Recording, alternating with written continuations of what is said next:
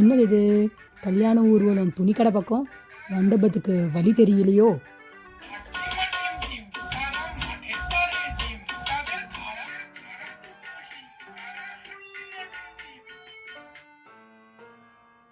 Madam, dance பிரமாதமாக ஆடுறீங்க.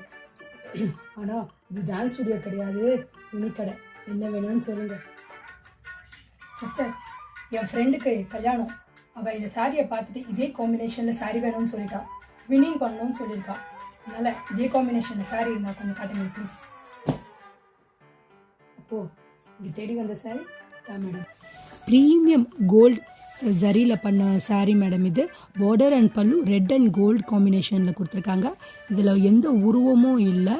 Gold ரொம்ப வைப்ரண்ட்டாக இருக்கிறதுனால பாடி ஃபுல்லாக ப்ளெயினாக வச்சுருக்காங்க.